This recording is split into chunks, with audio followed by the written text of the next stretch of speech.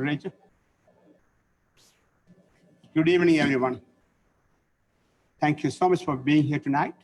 We welcome you to the council meeting for Monday, June 8th. Please join me in standing for the invocation to be given by Councilmember Allen. Let's pray. Father God, we thank you for this night that we could be together to do business with the town. And Father, we ask for your wisdom as we make those decisions. But Father, tonight we ask for our country, Father, that you will heal our country, that you will protect our law enforcement, Father. We will give them incredible wisdom in a very difficult time. Father, the forces we're fighting today is the evil one that seeks to destroy us by all kinds of topics. And Father, we pray that you'll fill us with the right joy, the peace, the kindness, the gentleness that you've instilled within us, Father. We ask, Father, that we'll walk up and act humbly and justly and mercifully with all those around us, Father. We pray for days that we can smile and joy and have peace and harmony again. Father, tonight we ask for your blessings on our town, the people in our town, in our community, our state, and our country, Father. Father, we love you. We thank you for all your blessings, and we pray these things in your name, Jesus. Amen. Please join me standing for the Pledge of Allegiance. I pledge allegiance to the flag of the United States of America and to the republic for which it stands, one nation under God, indivisible, with liberty and justice for all. Please be seated. If you can find a chair.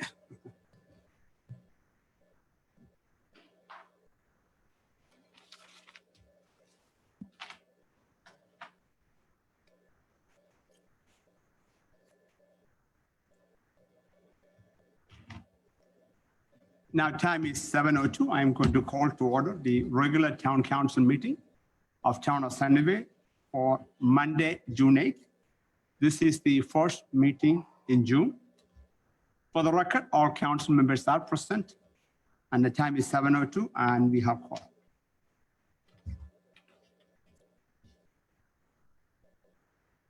So the first item is a special ceremony. So it's going to be ceremonial swearing in of Sunnyvale Police Department Sergeant Keith Short. Chief.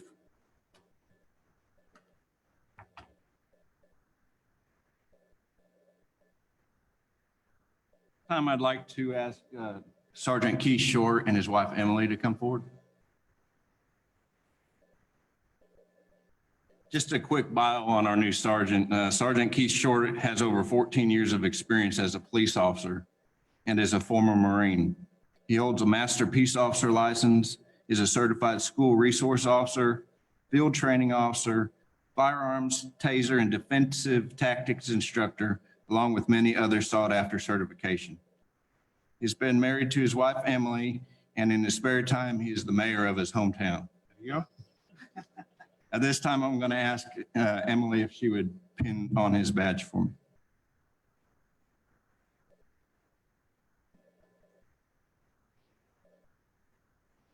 I'd also like to thank some of the honored guests for showing up tonight. Honorable Sheriff Evanson is here from Rockwall County, and future Sheriff Terry Garrett also.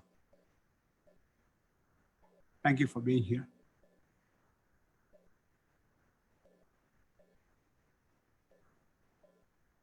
Right, sir, if you would repeat after me, raise your right hand. I state your name. I, Keith Short, Do solemnly swear do solemnly that I will faithfully execute the duties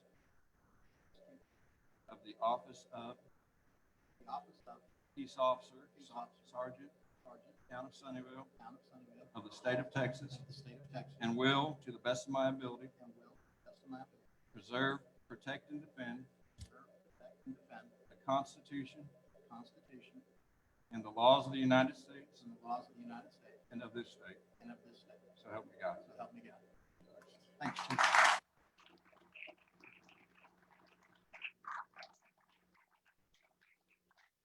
I don't know if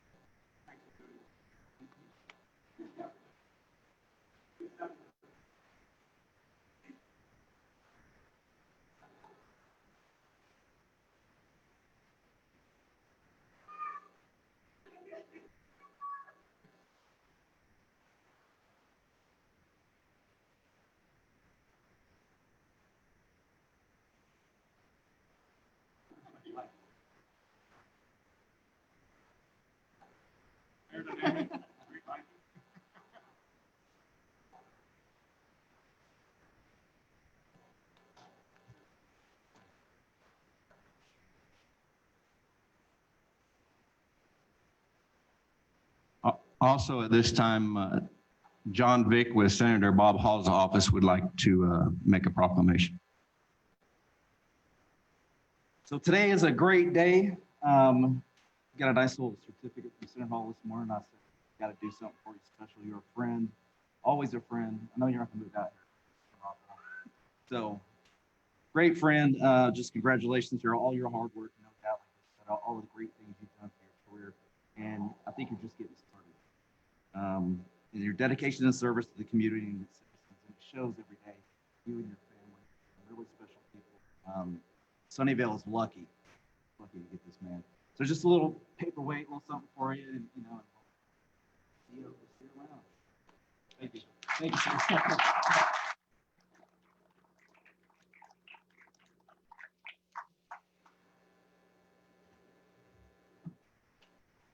That was a beautiful ceremony. Now we want to welcome and introduce our new employee, Angie Webb, Police Service Coordinator. Chief.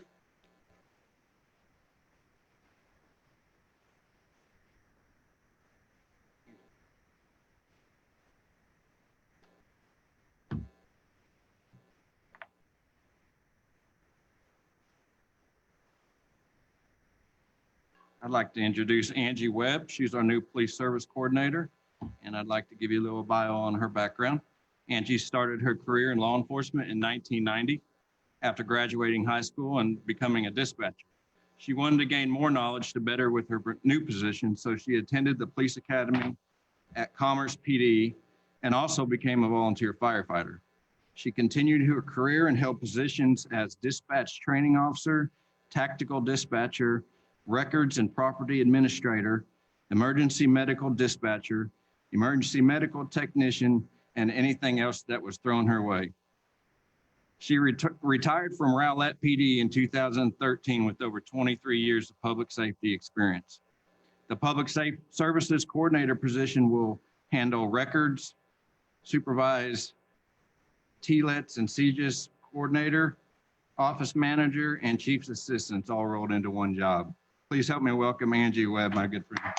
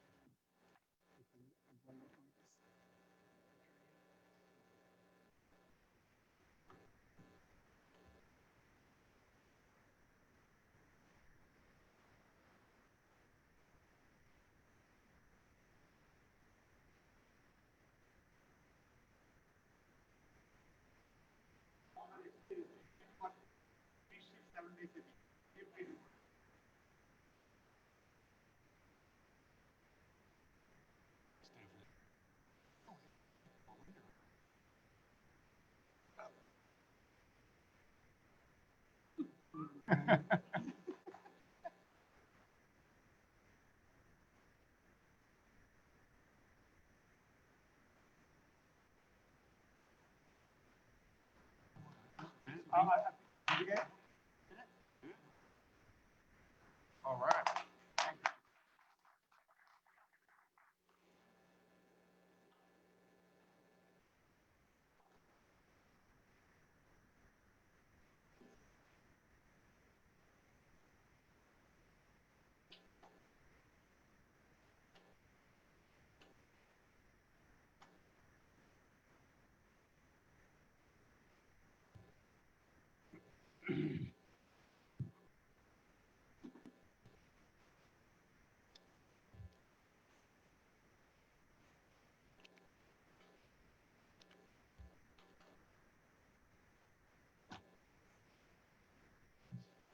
Okay, council, next item on the agenda is announcements.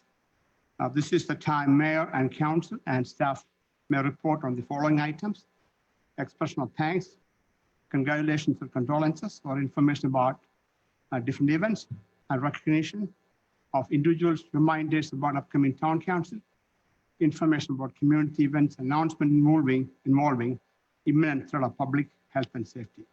Council, if I can, let me go ahead and make an announcement. I prepared an announcement in light of what's going on around us in this community. So it is with a great heavy heart that I reflect upon the senseless death of George Floyd and the division within our country today. Watching, listening, and seeking to understand the painful reaction from our fellow citizens has been a time of deep introspection for me, as a father of 2 children and a leader. This is a human issue. Being respectful, kind, and treating one another with dignity and respect should be the expectation of every individual in America. While my heart is heavy, I am also hopeful that tragic events such as this will further awaken the community. These instances bring to us the realization that when our friends and neighbors are hurt, we feel their pain. Each one of us must become actively and intentionally involved in making necessary changes in how we communicate and respect each other. As Martin Luther King said, people fail to get along because they fear each other. They fear each other because they don't know each other. They don't know each other because they have not communicated with each other. As the mayor of town of Sunnyvale, I am in active conversations with our town manager, our new police chief, and other leaders in our community about steps that we can take to ensure we treat everyone with respect, dignity, and kindness. The town of Sunnyvale is in a very unique position in that we are in the process of standing up our own police department after years of contracting with the sheriff's department. We have taken many steps to get things off to the right start, and we have continued to identify future actions. For example, engaging a broad group of citizens in standing up the Sunnyvale Police Department, developing best practices policies, striving to hire a competent workforce who are empathetic, creating a school resource office program, and adequately staffing a new department. But probably the most important thing we can do is to listen. Listen to those most affected. To that end, I will be working with the town manager to bring a measure before the council to appoint an excellence in local government committee to provide input and feedback to the town. I ask each citizen of Sunnyvale to have this conversation with your family. It is important. I'm so proud of the conversations that are already happening within our churches, at the school, and within the town. It will take a concerted, active effort to show acceptance and love to all of our neighbors and to speak up when we see injustice and disrespect happening. I appreciate you joining me tonight, and thank you so much. Council, if you have additional announcements, you may make those announcements at this time.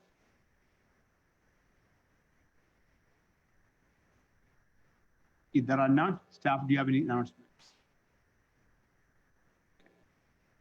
I'm going to move on to the next item. That's a public forum.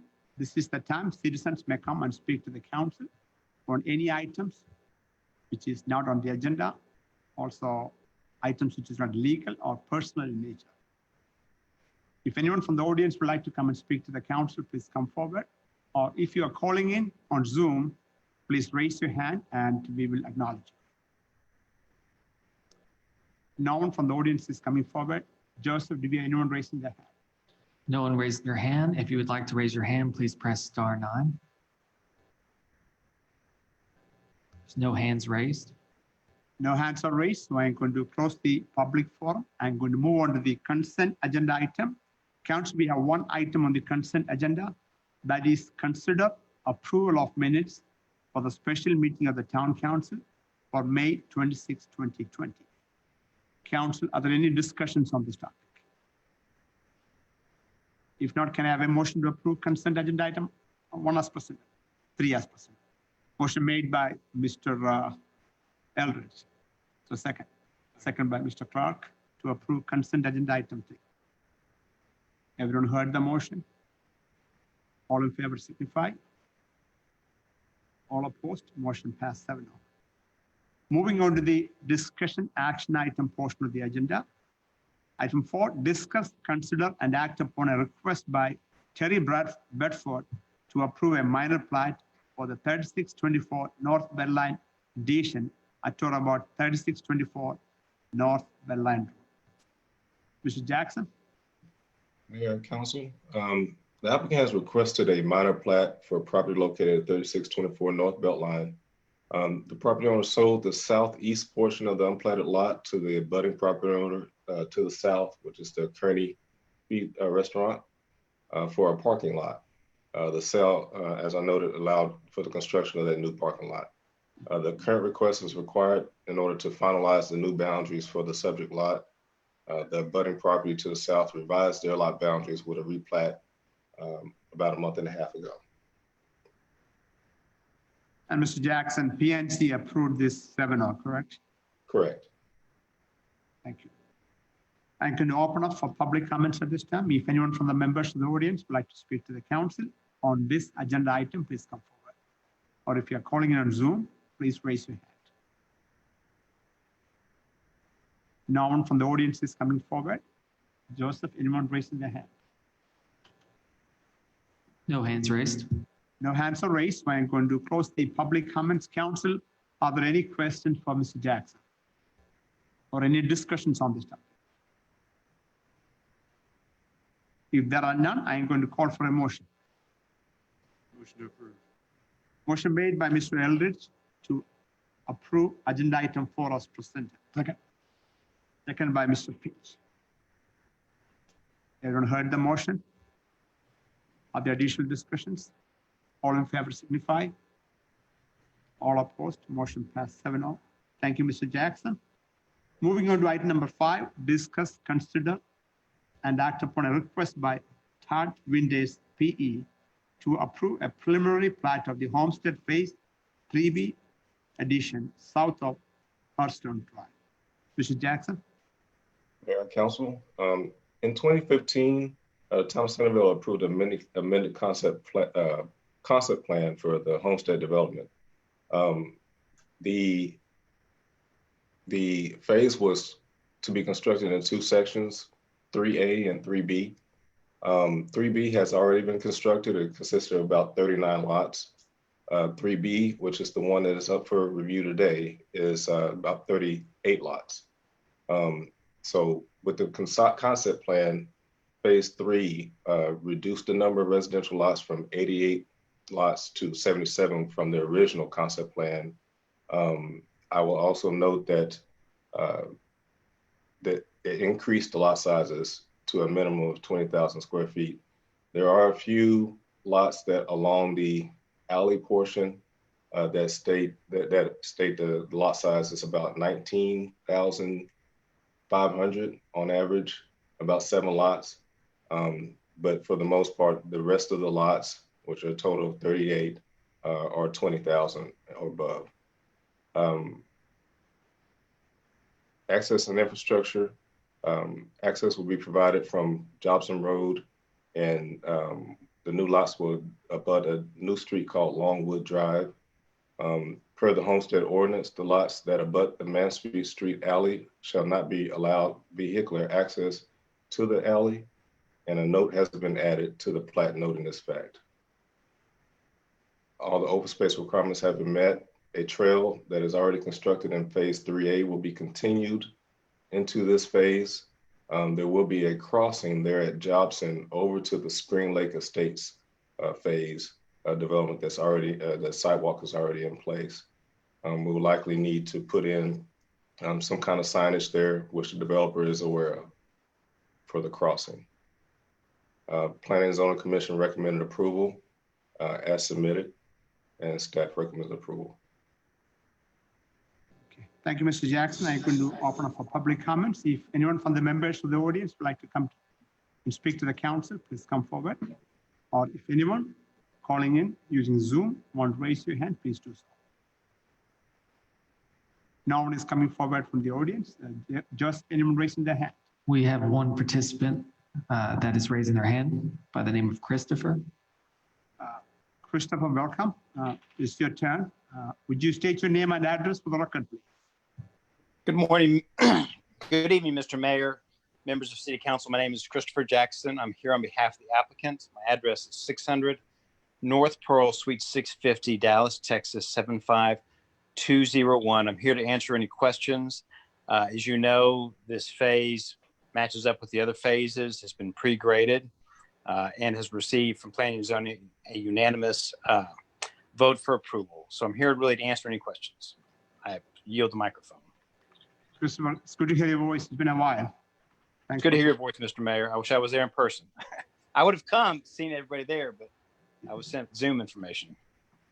So I have one question. So I know the alleys are removed, so there's no entry from the back, right? So, and where are the garages going to be? Have you decided that yet?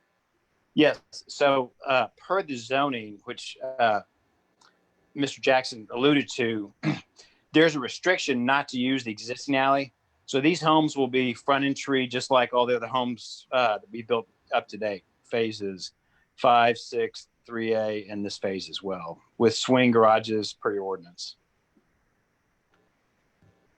So Rashad, I have a question for you. I know we've been talking about an improvement to the front entry garage. Mm-hmm. I don't know, Christopher Jackson, I don't know, you're familiar with the change we are working. Is that something you're amenable to, or can you comment on that, Christopher Jackson? I have not heard about this change at all, so I'm totally unfamiliar with it. This change is a proposed amendment, Christopher, that town council was looking to pursue in regards to the J-swing garages. They're wanting to create some regulations to try to guide the garage orientation to where they're on the side and in the rear, rather than this J-swing style. But I will note, Mayor, that legal noted that this amendment would not apply to these phases that are already vested. They'll apply to future developments that have not been vested by concept plan, plat, or permit. Yeah, Rashad Jackson, I do understand that, but since that is a direction council wish to pursue after a lot of deliberations, I was just asking Christopher whether he will be amenable to considering or looking into that option. I know it's not a requirement, I get that, but I was just asking for. Christopher, the amendment will be on P&Z this coming month and council the following month. And essentially, it's like I noted, we'll ask that you try to design your home, and essentially it will create a situation where you'll need to design your home with a side entry garage or a rear entry garage that does not have, your standard J-swing where you pull up toward the front of the door where you park. You'll still have a J drive in a sense, but it won't be directly in front of the home like some of these other homes. The concern is, you have a 3-car garage, and the garage is the predominant feature of the home that's facing outward. So council is trying to address that type of look. I know without the access to the alley, it kind of pinholes what you're able to do, and you have, I don't know if you could answer for your builder at this time, but I think council's just trying to see if you're open to the idea. Yes, that'd be a question for our builder. So I really, this is a matter of first impression, so I really can't comment. Our whole project up to date has been based on the rules set forth in the zoning. So I can certainly ask them to look into it once your rules are passed. Okay.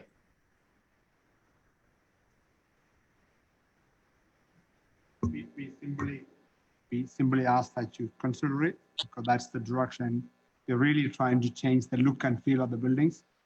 I understand maybe by the current requirement, you don't need to, but we would appreciate if you would consider that. Okay, council, are there additional questions for the applicant or for staff? Quick question, Mayor.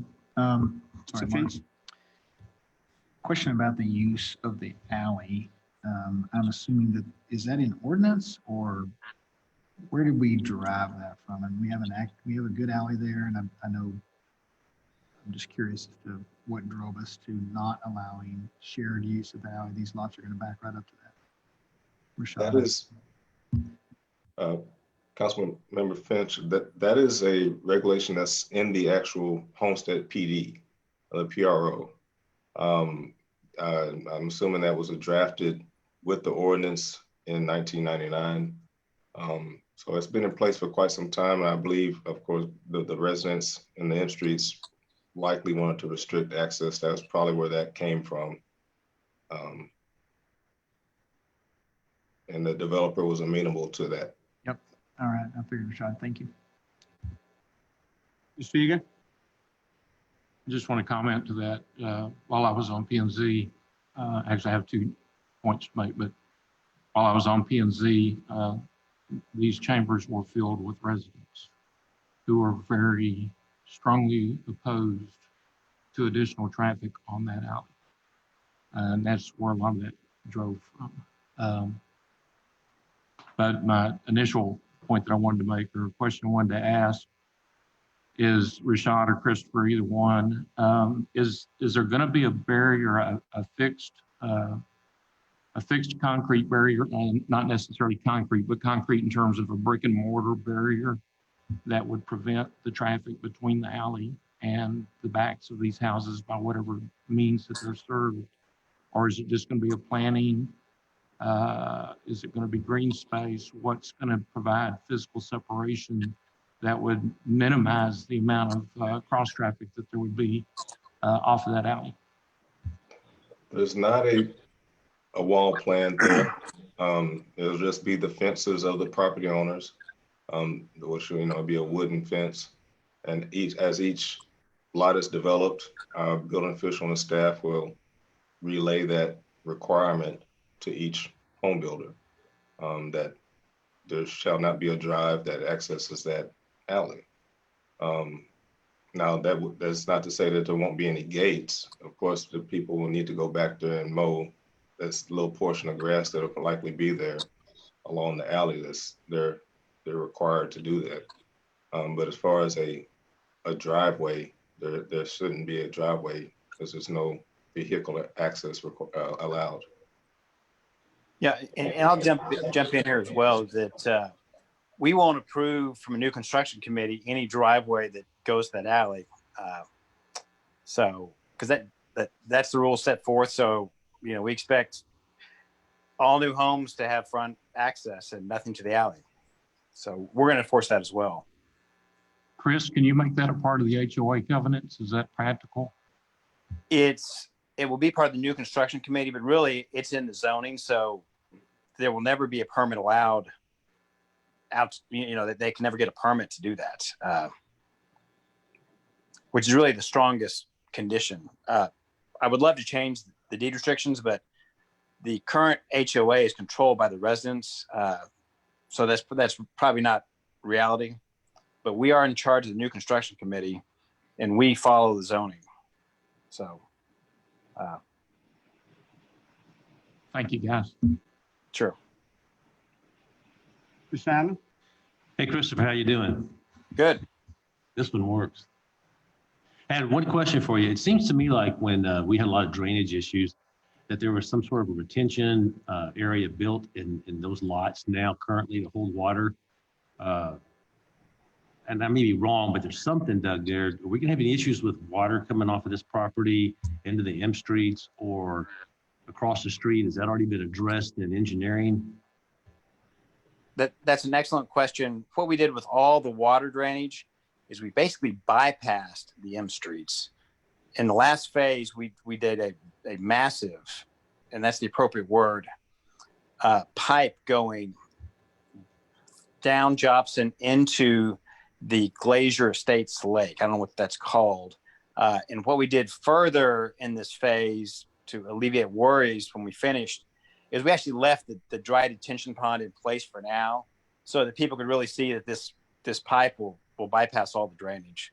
So any of the drainage that was designed to go into that pipe system that going through the M streets, we've now effectively bypassed. So we think the problem's gone away. And we've heard from several people that the problem's gone away. So the phase 3B construction is not going to impact the improvement you all made. No, all of our drainage goes into the large bypass pipe that we built. Okay, so even after the 3B is graded and the property is built, the concrete is poured, still there won't be additional drainage issue onto M streets. No, the M streets will receive less water with what we've done. And as you know, we've had some, since we built this, some very, very heavy rains. The system's been tested. So it works. Thanks, Christopher. I just wanted to ask that because it seemed like there was some water issues back there in the past that y'all obviously have addressed. The only other question I have for you is that as we close this out, there were some residents that had, you may have already addressed this, that had some concerns with rebar and some concrete stuff that was left over in between the two phases. And it came up about a year ago. So I'm not sure if that's all been removed. I'm sure it was builder and not developer. But I'd really like to be sure that we're not leaving stuff, rebar stuff in the walkways and around the community. Again, I know it's not you personally, but I know the homestead had some issues with that stuff being removed in the past, the debris. Absolutely. And when we close this phase, it'll be walked with the appropriate city staff and it'll be free of all debris, per typical punch out. Yeah, no worries. I just wanted to be sure that I threw that back at you just to keep that in the back of your mind. Again, you may have addressed it already, but that seemed to be a big concern about a year and a half ago. So, hey, thanks very much for answering it and thanks for building these large lots here. Mr. Egan, do you have another question? Okay, council, are there additional questions or discussions on this topic? Christopher Jackson, do you have anything else you want to add, sir? No, Mr. Mayor, thank you. Rashad, you want to add anything else?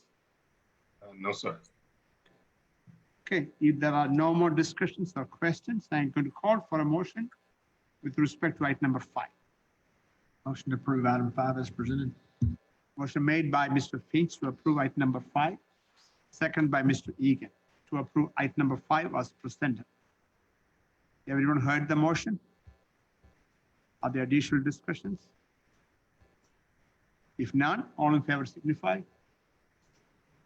All opposed, to motion passed 7-0. Thank you very much. Thank you, both Jacksons. Appreciate it.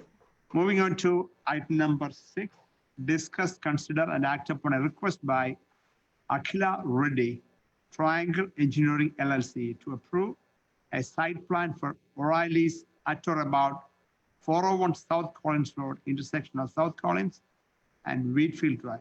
Mr. Jackson.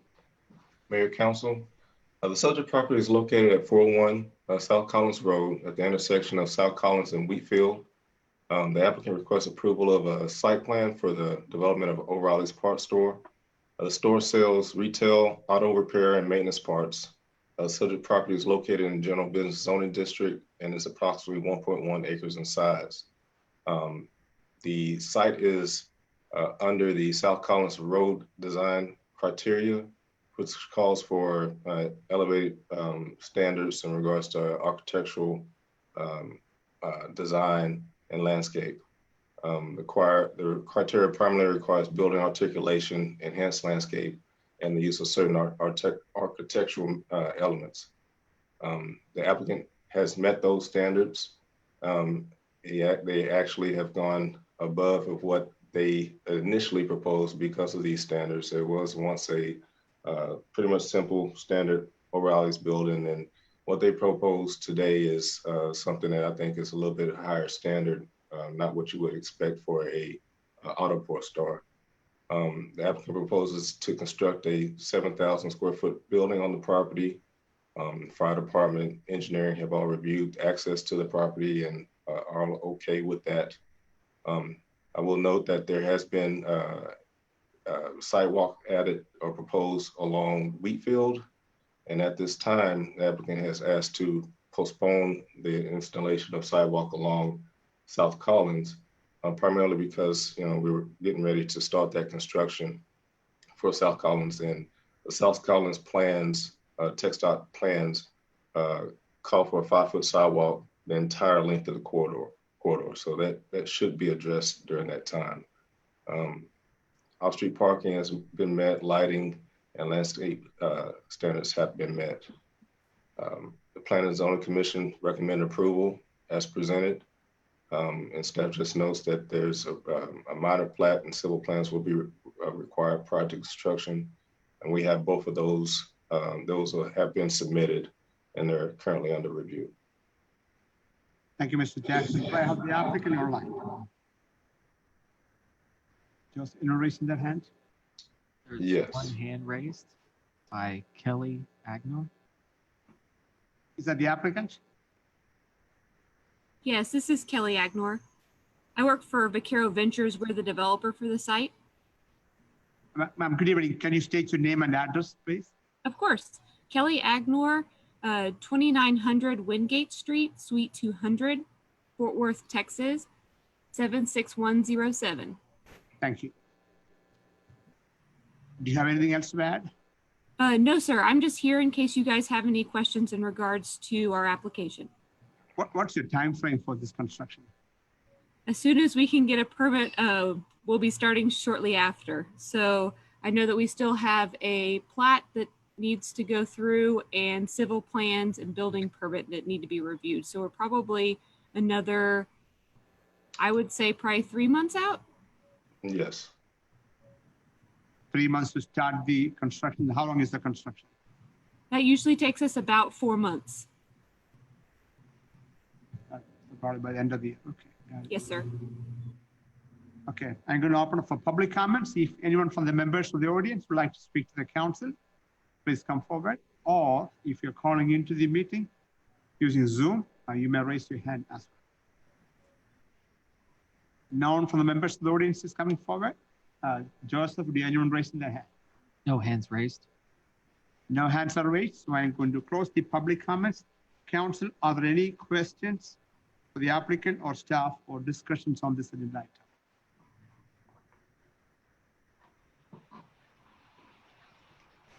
If there are none, I'm going to call for a motion with respect to item number 6.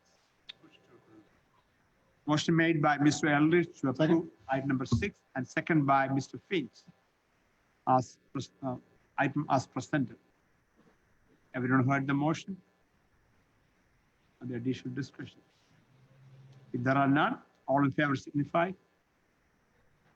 All opposed, motion passed 7-0. Thank you, ma'am, for calling in and joining us. Appreciate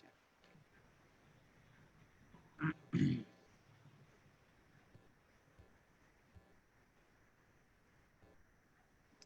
Thank you, Mr. Jackson. Thank you. Moving on to the finance portion of the agenda. Item number 7, discuss, consider the proposed budget presentation with a focus on the utility, special revenue, homestead amenities, and PEG funds. Ms. Hopkins? Good evening, Mayor and Council. Good We evening. kicked off our budget season Saturday with our budget retreat, and tonight we're going to talk about the utility, special revenue, homestead amenities, and the PEG funds. And I direct your attention to the PowerPoint that was part of your packet. On the first page, we have the budget schedule. And as I mentioned, we had our budget retreat on Saturday. Tonight, again, we're looking at the utility fund, special revenue, homestead amenities, and the PEG fund. The calendar is subject to change, so we will keep this updated for you so you can plan.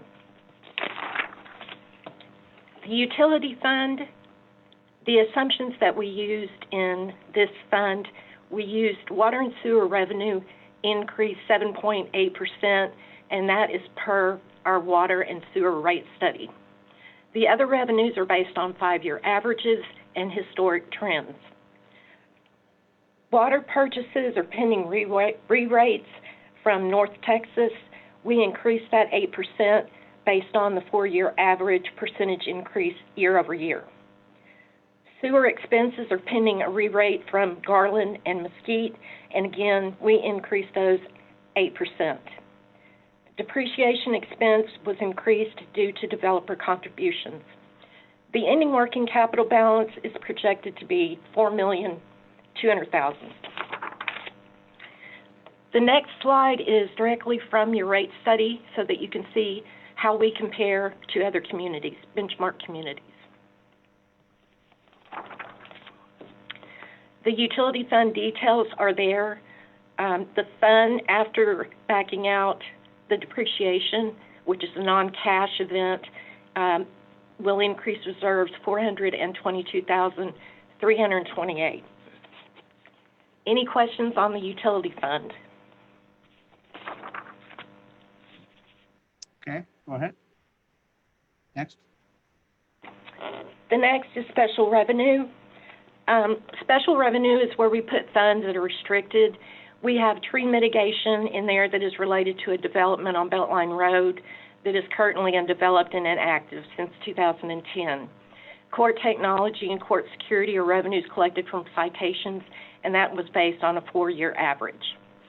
Child safety fees are revenues collected from citations beginning in January and are for the support of school crossing guards.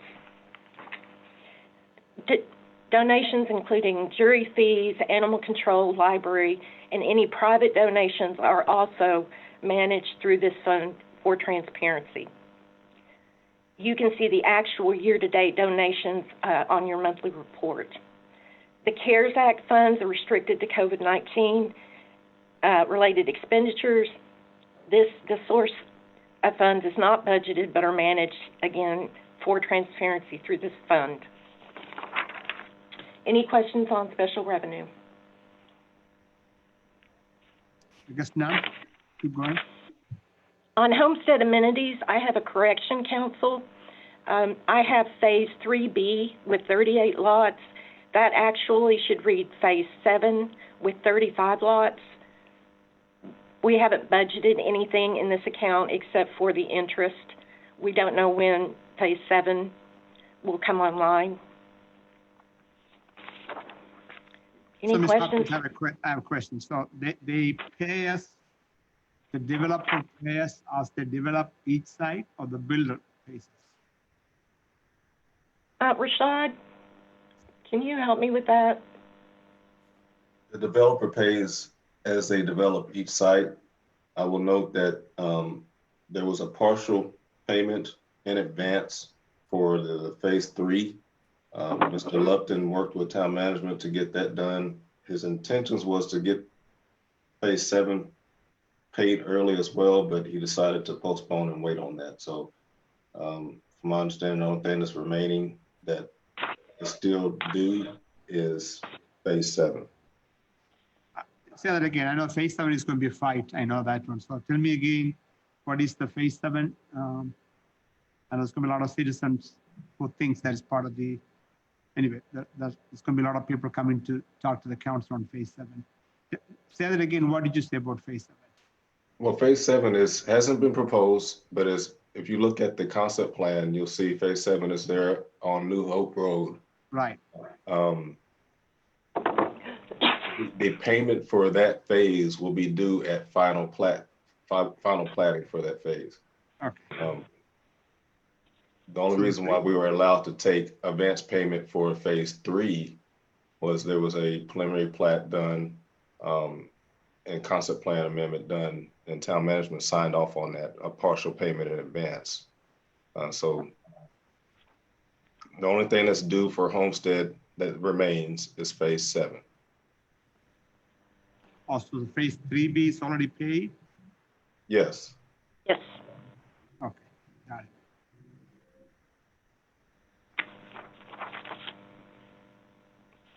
So again, not to beat this to death, but on your chart here, it says this budget can expect 2303 per lot if approved. I think that's not, that's already done, right? Probably we Yes, don't. Yes, 3B paid back, I believe, in 2017. Okay. So I will correct this slide and provide it to you, but it should say phase 7 with 35 lots. Got you. Understand. Thanks. Council, additional questions on that chart? Okay, Ms. Hopkins, I think there are none on that. Keep going. Okay. The last fund is the PEG fund. The revenues on this fund consist only of interest income due to the resolution passed in 2017 to cease collection of this franchise fee. No expenditures were budgeted due to the restrictions on use. Again, we will try to explore partnerships with other entities. Basically, this is a cable station, televised meetings, council meetings, and other types of meetings. So we will continue to do research on trying to partner, but unless they change the law, the state changes the law, this fund balance is going to be unutilized, and we're expecting that to be about $70,000 at the end of 2020.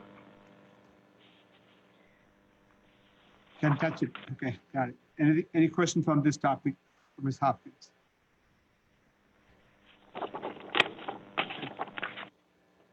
Keep going, Ms. Hopkins. Mayor, the next slide is the in-code detail reports, and we briefly touched on this in our budget retreat. The same philosophy applies when you're looking at these different columns. Your prior year actual is to the far left. Your original budget is column 2. Your amended budget is column 3. And your actual year to date is column 4. And then your proposed budget is the furthest to the right. And as with the 2 funds we looked at our budget retreat, there are extensive notes for each line item. And if you have any questions about any of those, I can answer them now, or you can pass them to me later. Council, any questions for Ms. Hopkins? Okay, there are no questions at this time, so I'm going to open up for public comment. If anyone from the members of the audience would like to speak to the council on this item, please come forward, or if you're joining us by Zoom, please raise your hand. No one from the members of the audience is coming forward. Joseph, did anyone raise their hand? No hands raised. No hands raised. I'm going to close the public comments. Council, are there any questions or discussions on agenda item 7? There are none. I'm going to call for a motion. Not in action, no. I'm sorry? That's right. This is part of the budget. Okay. Thank you, Ms. Hopkins. Thanks, Ms. Deputy. Okay. If there are none, okay, let's move on to item number 8. Discuss, consider, and act upon an engineering design proposal for McManus and Johnson Consulting Engineers, LLC, in the amount of $127,000 for the East Strip drainage improvements, Harris addition, CIP, and authorize the town manager to execute the contract.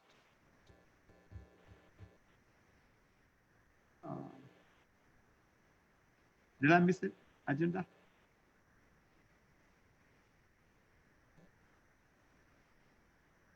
There's, oh. Okay. Because I thought in my list there's something about the Trinity Bank. Okay. We'll come back to it.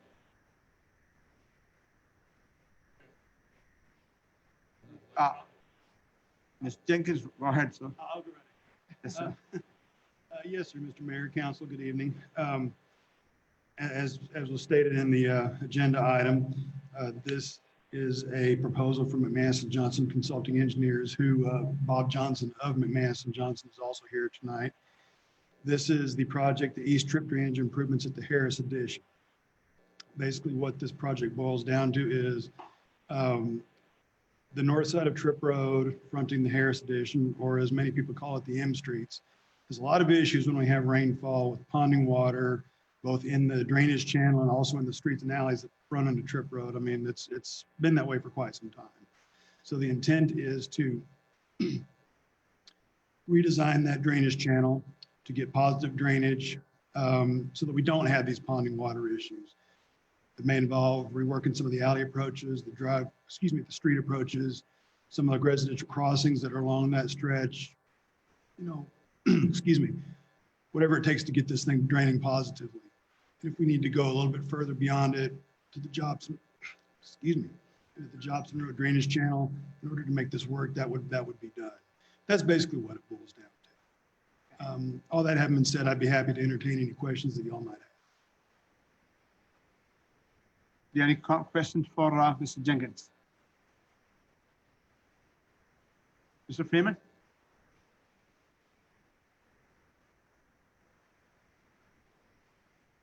Here we go.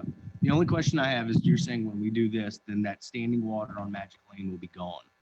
Yes, sir, that is the intention. Awesome. That's it.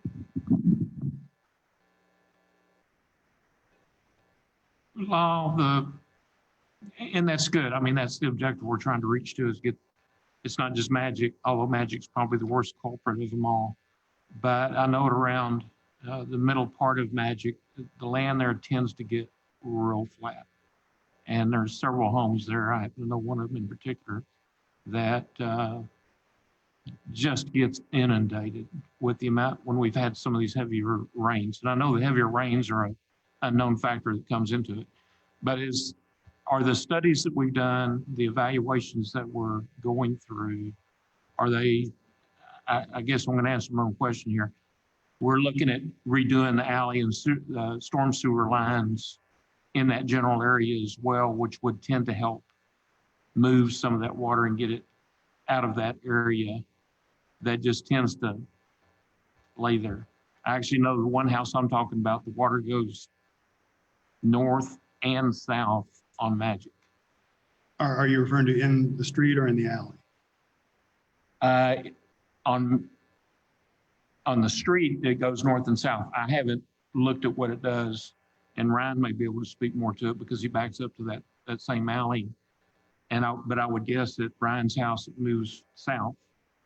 But if you come north a few houses, maybe past the one in particular I know of, I bet it starts moving to the north. And maybe that's all being handled in the bigger picture of the storm water evaluation that we're making. What I would say at this point, sir, is this particular project really only addresses at Trip Road itself. As you will recall, we were also working on a project to redo the alleys within the subdivision, to eliminate the drainage issues. I'd be happy to visit with you at a separate time to maybe look at the specific area that you're referring to, and if this is something we need to look at adding, we could certainly talk about it at this time, but this particular project may not reach that far up to reach this, the particular area that you're referencing. You know, we rebuilt the drives, if you will, over that culvert on the north side of Trip. That was all rebuilt. Maybe it was redone 20 years ago. A lot of those were pipe culverts, tile culverts were taken out, and bridge culverts were put in. I'm going to say it was 20 years ago, I may be wrong, but have you tried to parallel any of the work that was done then with what is being done now, and maybe why that failed? Because no idea how much money we spent to do that then. And I don't want to get into a trap that we're going to spend a bunch of money again. I agree, we need to spend money to fix it. But I don't want to be looking back at it 20 years from now and say, well, we just screwed up again. Well, I certainly understand your concern in that regard. I mean, I know the culverts that you're referring to, and I believe you're fairly close in the ballpark in terms of the time frame of when that work was done. Those will be taken into account with this design, and any excuse me, any structural design that involves replacing those, we would certainly do everything we could to make sure that those are solid as part of the design. Yes, sir. Thank you, Mr. Jang. Additional questions for engineer? Mr. Cross will call it back if you need, okay? Yes, sir. Thank you, Mr. Jenkins. I'm going to take for public comments. I'm going to open up for public comments. If there are anyone from the members of the audience would like to speak to the council, please come forward. Or if you're calling in through Zoom, please raise your hand. No one from the audience is coming forward. Joseph, anyone raising their hand? No hands raised. No hands raised. We're going to close the public comments. Council, are there additional questions or discussions on item number? I'm going to check. This item is actually item number 9. I stated 8. Mr. Secretary has given me the correct agenda. I think item number 9. The additional discussions on item number 9. If there are none, I call for a motion on item number 9. Motion made by Ms. Regan to approve item number 9, second by Ms. Eldridge. Are there additional discussions or comments? If none, all in favor signify. All opposed, motion passed 7-0. Now I'm going to go back to the previous agenda, item number 8. That is, it's a finance agenda. Discuss. Thank you, Ms. Lai Jenkins. Item number 8, discuss, consider, and act upon the 1-year extension of the contracts for depository services with the Trinity Capital Bank. Ms. Hopkins.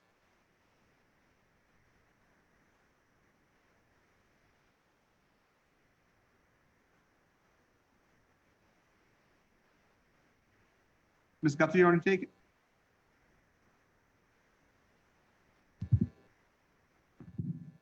Yes, sir. And forgive me, I'll do my best off the top of my head because I don't have it in front of me. But this is an automatic allowable renewal of our contract with Trinity Capital Bank. And when you originally adopted the measure that allowed us to contract with them following an RFQ, there were 2 1-year renewals allowed in the contract. And but it wasn't clear in the motion made several years ago that that would just automatically happen. So just in an abundance of caution, we did amend the agenda before the deadline and did put this measure back on your agenda just to get your explicit approval to renew for the next 2 contract years. And then at that point, we'll go back out for a new RFQ. And Mayor, I apologize, I'm here now. And I think Susan summed it up very well. The terms and rates outlined in the proposal for the banking services remain the same. And an account agreement is executed for each account. Those are the signature cards that you're asked to sign periodically. So if you have any questions, I'm here now. I apologize. That's okay. So we changed the sequence a little bit. So Ms. Hopkins, this is for 2-year extension, right? Because there's a little bit of is for 1-year extension or 2-year extension? I believe that needs to be clarified in your motion. I believe the contract provided for 2 consecutive 1-year extensions.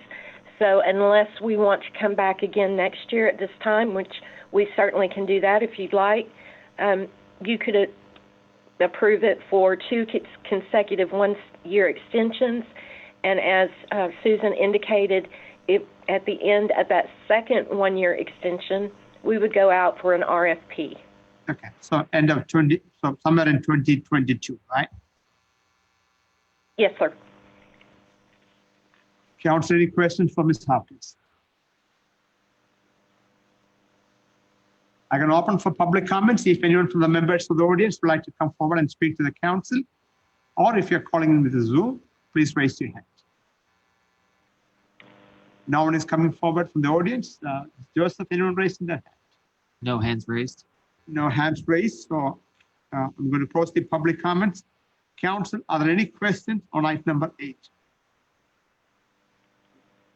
If there are none. Mayor, I have a question. Yes, Mr. Allen. Is my understanding from what Liz said that we can actually motion this for a 2-year term, each 1-year extension. We can do that. I think 2 1-year extension. Every year automatically extended, right? So staff will come back to us for a re-quote only in 2022. But do we have to make the motion for that to be? Okay, thank you. You want to make the motion, or you want to just approve the agenda item as presented?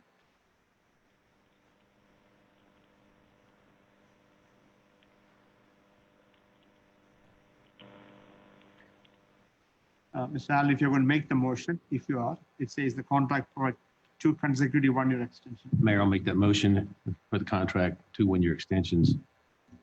Motion made by Mr. Allen to approve agenda item number 8. The common contract extension, 2 consecutive 1-year extension.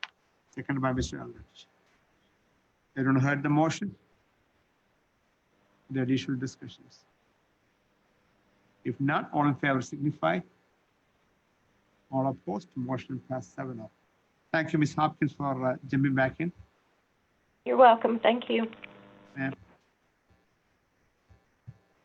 moving on to item number 10, discuss, consider, and act upon the second reading of ordinance 20-13, an ordinance of the town of Sunnyvale, Texas, adding chapter 4.5, adding article 4.5 100 and article 4.5 200 to the code of ordinances related to definitions, imposition of 911 service fees, execution of contracts with the 911 service providers, restrictions and limitations on 911 service fees, providing for reliable access to 911 emergency services, compliance with the state regulation, providing for savings, severability, and setting an effective date. Ms. Guthrie? This is just second reading, sir. So you heard this at your last meeting. It's to establish our 911 fees. And actually, Erica, who left to go back into the other part of the building, is in the process of sending out our agreements with this ordinance in them. Thank you, Ms. Guthrie. I'm going to open up for public comments. If anyone from the members of the audience would like to come forward and speak to the council on item number 10, please come forward or raise your hand if you are using Zoom. No one is coming forward from the members of the audience. Anyone raising the hand, Joseph? No hands raised. No hands raised. We're going to close the public comments. Council, are there any discussions or questions on item number 10? If there are none, I call for a motion. Motion to approve. Motion made by Mr. Eldridge to approve item number 10 as presented. Second by Mr. Clark.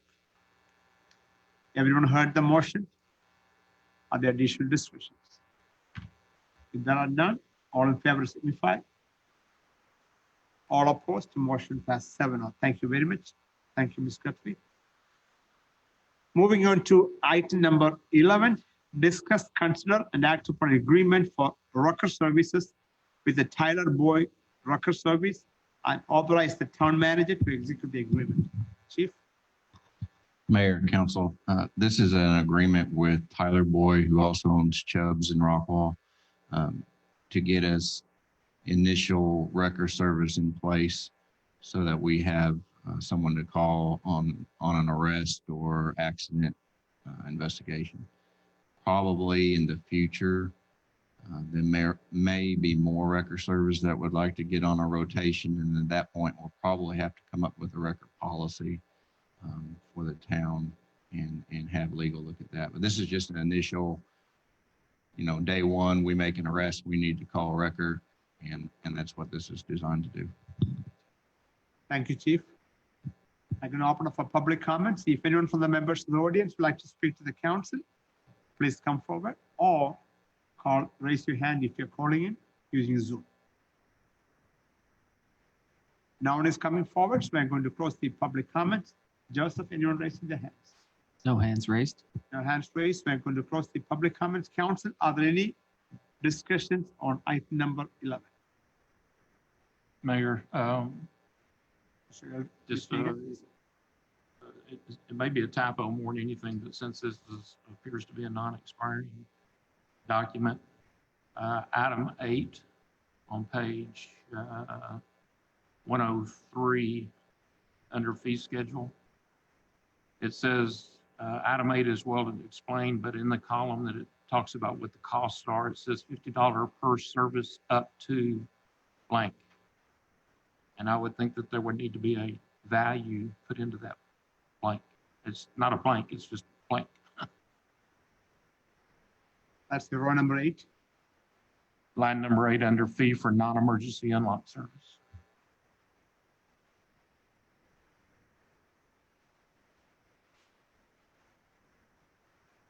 Chief can look into it. Yeah, it might be where it's just $50 per service and the up to might be deleted. I'm not sure. So when you make a motion, you just make authorize town manager to make the necessary changes. Would be okay, Mr. Egan? Did I take public comments on this one? Okay. Council additional discussions on this topic. If not, I'm going to call for a motion. Mayor, I make a motion to approve the item 11 as discussed with the inclusion of, is 11 or 10? Item 10. Depends on which. I number 11, sorry. It's 11, okay. With amendments as discussed for item 8 of the fee schedule. Motion made by Mr. Egan, seconded by Mr. Eldridge to approve item number 11, with an update to be made by town manager on line item 8 on page 103. Everyone heard the motion? Are there additional discussions? All in favor signify.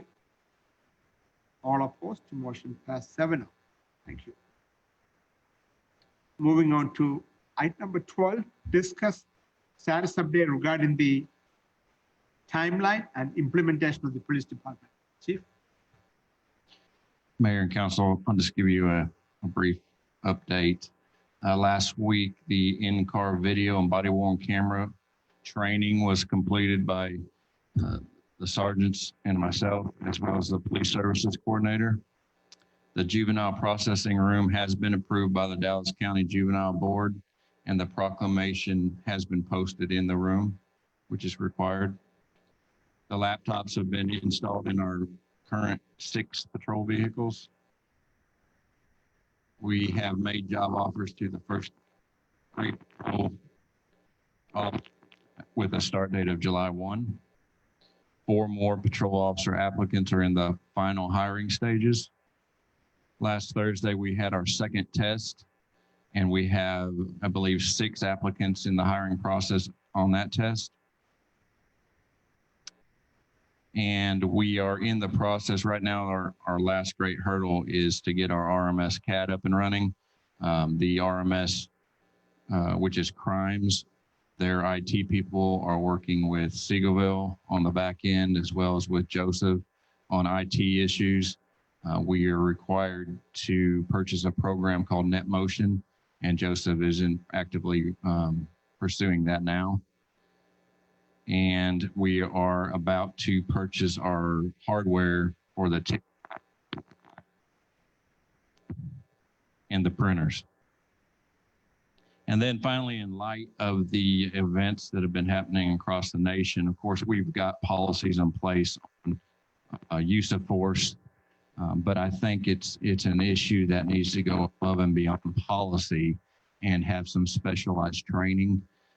There's a program out there that is called Ethical Policing is Courageous, and it was started by the New Orleans Police Department. It's been a successful program, and that just takes your departmental policies one step further, and it teaches the principles of peer intervention, and more importantly, gives officers permission to intervene regardless of rank when they see unethical behavior or improper use of force, to intervene to stop that on either from themselves or someone else being harmed, whether in custody or out of custody.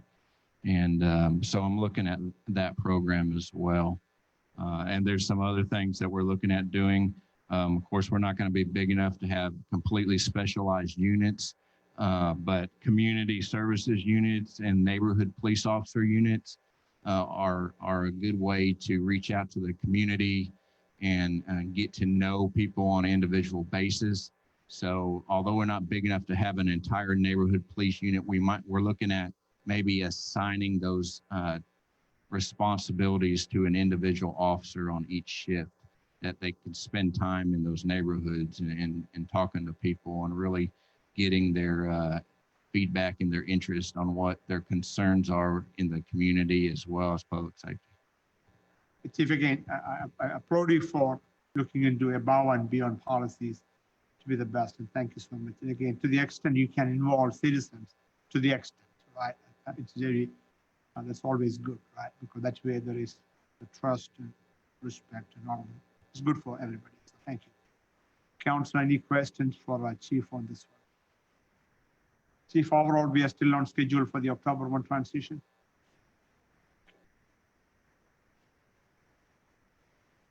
Okay, thank you, Chief. Looks like that's no comments.